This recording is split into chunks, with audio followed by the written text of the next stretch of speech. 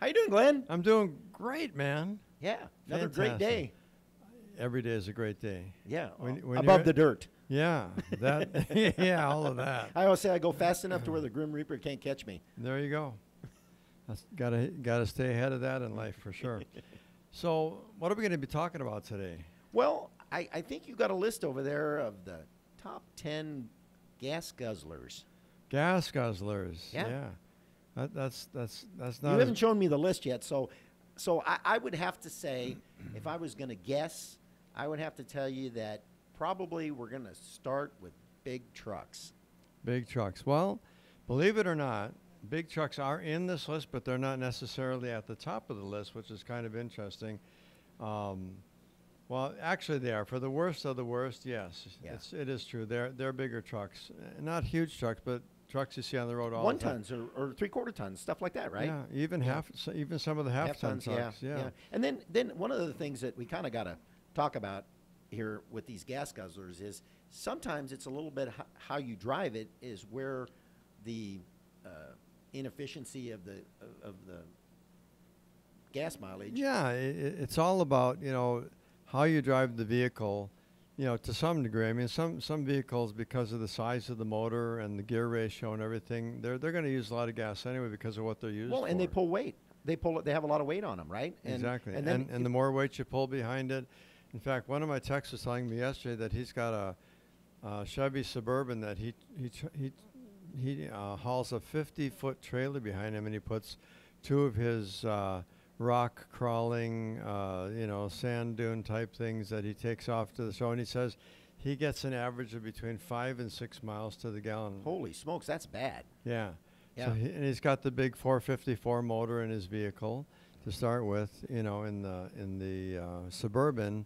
Well, and climbing the hills, and you got to remember, he's probably climbing a lot of hills, and he's probably going up north, and Yeah. and you got all that weight behind you. Yeah, you got that pedal to the metal. Yeah, so even without the trailers, he's probably getting maybe 12 or 15 miles to the gallon with that thing. So it's a gas guzzler right from the get-go. That isn't on the list, however. It's kind of, but these are more late model cars that we're talking about here. So if we start at the least of the worst, we're looking at 2 Mercedes-Benz models, which is kind of surprising because you think, wow, the Germans, they have such high technology in their vehicles, and man, if there ever should be something that should sip fuel and be very efficient, well, these 2 particular models, a 2019 Benz G-Class gets 15 miles to the gallon. G-Class, wow. Now, we're looking at cars today, hybrids and stuff like that are getting 50, 55 miles to the gallon, or somewhere between 40 and 55 miles to the gallon. And here we got, what we consider a very expensive car. A G-Class Benz has got to be $100,000 to $150,000 depending on whatever add-ons, and we're looking at 15 miles to the gallon, so that's pretty atrocious. The second one is also a Mercedes-Benz. It's the AMG, the G63. It's another G-Class. It gets 15 miles to the gallon.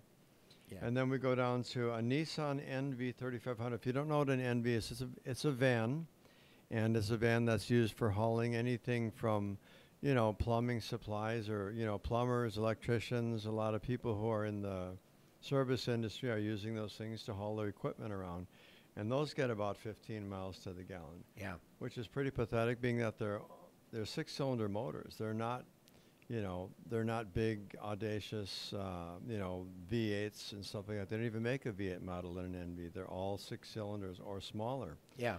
And so to see that kind of mileage is kind of surprising in today's technological world. Next one is a Ford F-250 Super Duty. Yeah. Now the Super Duty, That's some weight. It can be diesel or gas. It can be a V8 or V10 or a diesel, and they're getting 15 miles to the gallon. Yeah. Which is equal to the other ones, but it's a lot bigger motor, so it's more understandable. Then the next one is a 2020 Chevy Silverado 2500 HD, and that probably has a gasoline motor. It gets 14 miles to the gallon. And the EPA is constantly on the backs of these they have to manufacturers. Well, what they did was they told all the manufacturers that you had to make by a certain date that they had an average gas mileage across the board of all the vehicles they make, and they had to get to that standard. And that's one of the things that they did with the hybrids, is that they got the hybrids with the higher mileage. And then, of course, the trucks, it's harder to do anything with the trucks because the thing of it is those trucks are usually used for working. You know, Yeah, they're heavy themselves because they got to be able to be built to haul the kind of weight and right. These guys are load hauling capacity. concrete with it. They're hauling, you know, tools. I mean, we've got some plumbing trucks that come into the shop, and we can't even lift them on our lifts. They're so heavy. Yeah. You know what I mean? They're so full of tools and all kinds of equipment, parts, and you know, it's just there's a lot of weight there. And when you're hauling that much weight, it takes that motor just a lot harder. You have to really, really work that motor. Keep the pedal to the metal to keep that thing moving at the speed you want to. And then, you know, now we're at a Ford 2020 Ford F350 Super Duty. Again, that can be gas or diesel. In most cases, and most of those are diesels. A lot of them are, yeah. And they're getting about 14 miles to the gallon. And then we go down to the Dodge Ram 2500. It gets 14 miles to the gallon. And the worst culprit of them all is the 2021 Ram 1500 TRX, and that gets 13 miles to the gallon. So, in today's world, 13 miles to a gallon. That's where even worse. Wow. Gasoline here is still about $4 in Arizona. And you think that every 13 miles that you drive, you just burn another $5 worth of gas. That's pretty ridiculous. Yeah, in my thinking. Anyway. No, it is, and you can't do much with the work trucks. I mean, they're hauling a bunch of weight. They're meant to work. That's what they're for. It's going to be really difficult for you to gain any mileage from that thing. But what are some of the things that people can do that are, we're talking the regular, maybe half-ton trucks that aren't work trucks, or maybe some of the cars that people are driving, or even some of the hybrids that we're talking about. Right. Well, many of the trucks now, they've gone with a 4-cylinder diesel, and they've got turbochargers on them, and they produce an amazing amount of power. I mean, literally, adding that turbo on a 4-cylinder motor can boost the horsepower by 80 to 100 or more horsepower, depending on how it's set up. And so you're using less fuel because you have less cylinders burning that fuel, and you got the horsepower that you need to get you what you want. Well, we just did a motor on a Chevy truck, I believe it was, and it has the cylinder canceling technology in it, where basically when you're driving along, it's an 8-cylinder, it'll cut the cylinders down to 4 or 5, so you're not firing all the cylinders all the time. And if you look at the newer cars, when you pull up to a stoplight and you go to person next to you goes to take off, what do you hear? You hear the starter kick in. Yeah. Because what happens? They shut off. The car shuts off at the stoplight. Yeah, and it has a small battery. It has 2 batteries. The regular battery that runs everything else electronically, but they have what they call a startup motor battery. So it just runs the starter. And I'm kind of curious to, this technology's been out there for 5-6 years maybe. Mm-hmm. I'm wondering how long the starters are going to last in these cars. We haven't seen a problem with them yet. Yeah, well, and oddly enough, a lady came in the other day, she says, I don't know what's wrong with my car. Every time I come to a stop, my car shuts off, and I have to restart it because she didn't realize that she had the auto start. Someone didn't explain to her when she bought it that's the way the car was built. So we kind of chuckled under our breath. We didn't want to make her feel foolish or anything, but, your car is what they call auto start. And so on some of the vehicles, you can there's a button that can cancel the auto start so that it stays running all the time. Right. And when you're in 113 degrees like it's going to be today, you don't really want your engine to shut off. If you're going to be sitting for a prolonged period of time, you want that air conditioner running. And for the air conditioner to run, it's got to be, the engine's got to be running. But now they're even coming up with new technologies. I just read something in a trade magazine the other day that they're going to make the compressors on there electronic. So even when the engine is off, you can actually run the air conditioner, which is actually great convenience. But if you do it for too long a period of time, you'll deplete the battery. Right, and I've read the same thing you did too. I was just going to say that they're working on rather than having a compressor that's run by belt by the engine, they're going to do it electronically, which is going to be interesting. But one of the things that I had a client of mine, this was a couple years back, went out and bought a hybrid because he thought, you know what, I need to get better gas mileage. He was in sales, and nobody told him that you have to drive those cars differently, because if you drive them like you drive any other car and you put your foot to the floor everywhere you go, your gas mileage is not going to be what they say it's going to be. It can reduce it by as much as 40%. Yeah. If you're pedal to the metal all the time, because then you're using the gasoline engine and the electric motors that are in the transmission, It's very cool technology. I won't get into a lot of details, but you know, the transmission has 2 electric motors in it in all hybrid cars.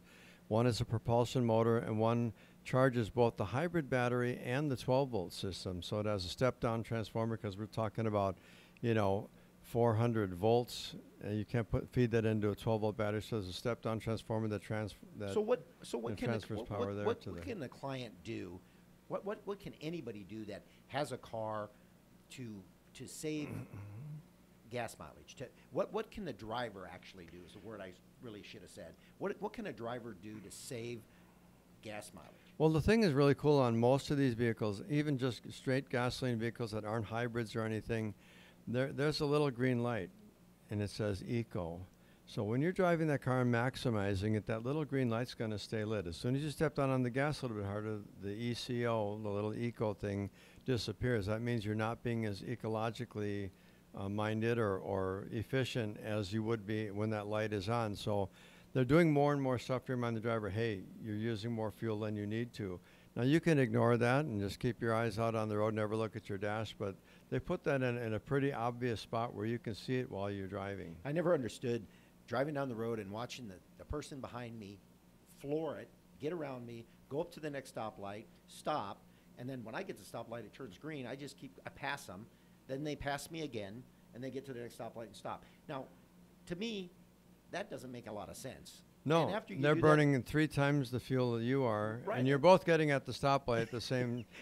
He's just sitting there longer. Right, and the thing of it is if I see the stoplight is red, and I'm 50 feet away from it, I take my foot off the accelerator, right?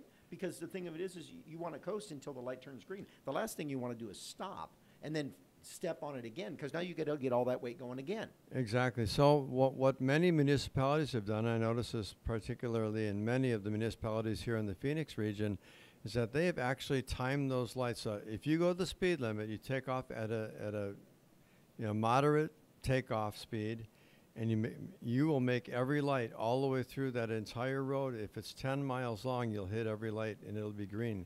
So they've done that intentionally to save fuel. I mean, it's trying to help the driver and our environment to use less fuel. So it's actually a great thing, and they built that in. They're all timed. The only thing that interferes with that is if a police car or fire truck comes through and it's got those flashing lights, and it'll stop all traffic in all directions, right?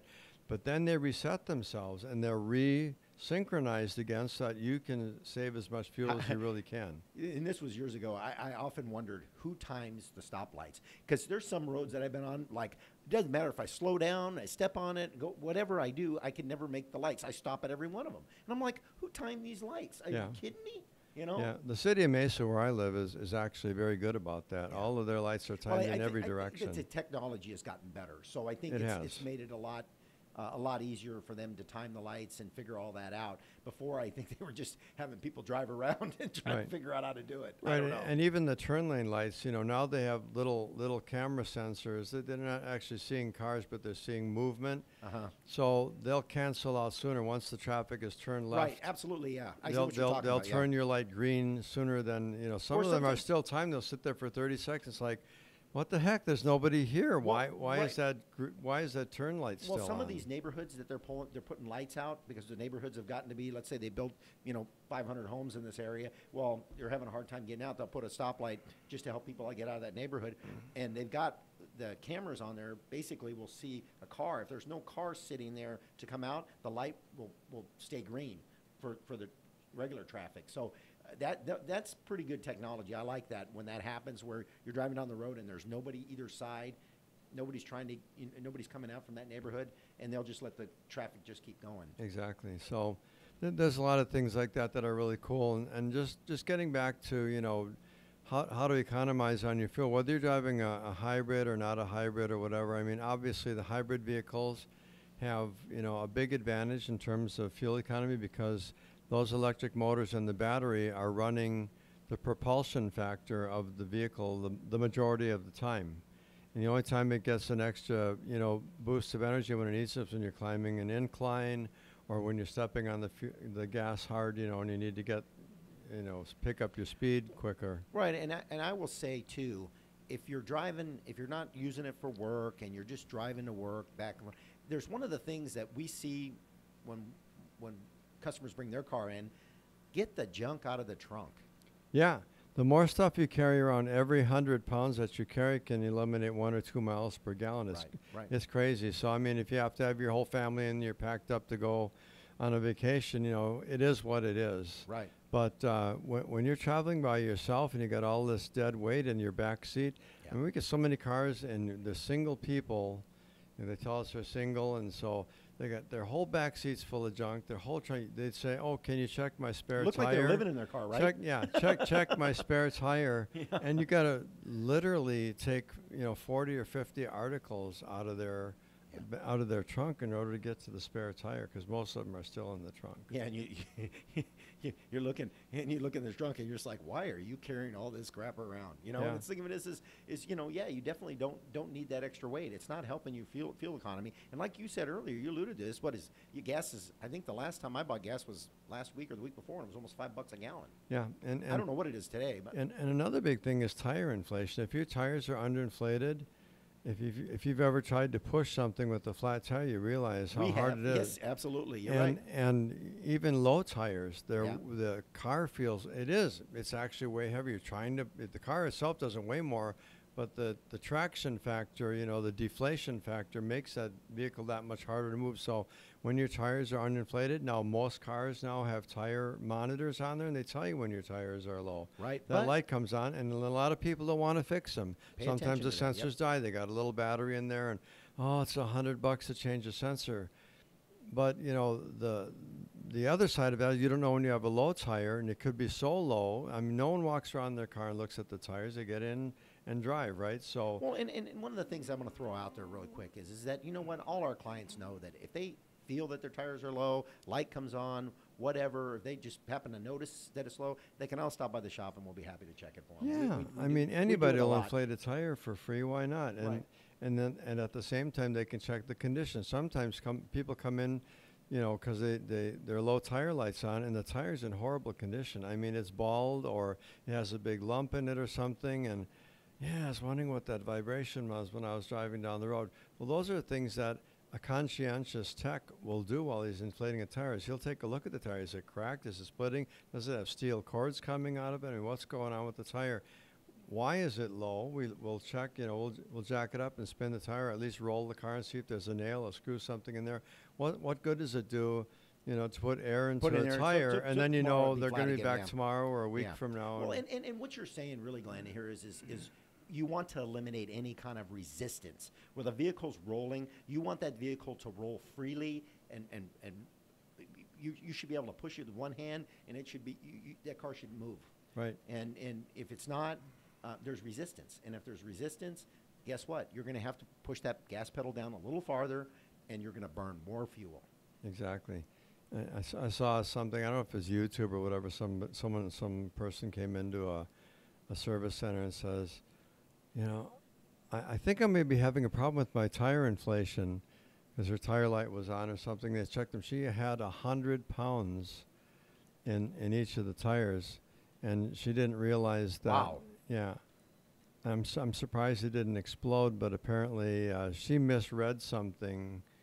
And that could happen. On the I've tire. seen it happen. When we had the gas islands, that happened a few times where, I was watching somebody put air in their tire, and all of a sudden, kaboom. I come back. No, I came back about 5 minutes later. They're still putting air in that same tire. And I'm like, holy smokes. I had to go back over there and go, whoa, stop. And they just misunderstood how to put air in the tire. And, they had, 80, 90 pounds of, in a passenger car tire is not good. Yeah, and that can be really dangerous if that tire does pop on them while they're filling it.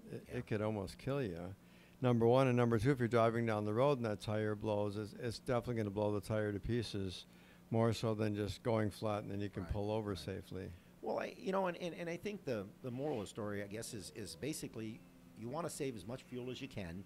Obviously, you want to get the best fuel mileage possible for your vehicle, and definitely understand if you're using that vehicle for work and you're loading it down, it's going to be a lot more difficult. But if you're just a regular driver, a commuter, there's things you can do. Take some junk out of the trunk. Don't stop at every stoplight. Don't race to every stoplight. Right. And another thing that's important too is, a lot of people think that if they put premium or mid-grade fuel in, they're going to get better gas mileage or that their car is going to perform better. 95 or more % of cars that are on the road today are made to run on regular unleaded gas. Yeah, they have the sophisticated computer You're systems. spending 10, 20, 50, Yeah. $1 more a gallon, you know, to put super fuel in the thing, and it doesn't make it go any faster because the car is only engineered to combust regular fuel. So all you're doing is just throwing money out the tailpipe, basically. Right, absolutely. Well, Glenn, I think this is a wrap, man. I hope everybody out there got some good information from us, and I enjoyed seeing you again. And Yeah, thanks to our audience. You guys are awesome. We appreciate that, and spread the word about looking at the Under the Hood podcast with Glen and Dave, because you're going to learn a lot of funny stuff and a lot of fun stuff and a lot of really interesting stuff that's going to help you be a better driver, be more economical. well, I don't know if with I'll your make you a better vehicle. driver. We're going to try, though. Yeah, we'll pass on that one for now. Yeah. It depends, right? Yeah. We'll just make you more aware. There you go. That's what we're going to do. You can take the information, use it as you please, or you can flush it down the commode. But yeah, we're trying to help everybody out there. So thanks again for your Appreciate your time. Appreciate you listening. partnership. All right, man. Have a good one.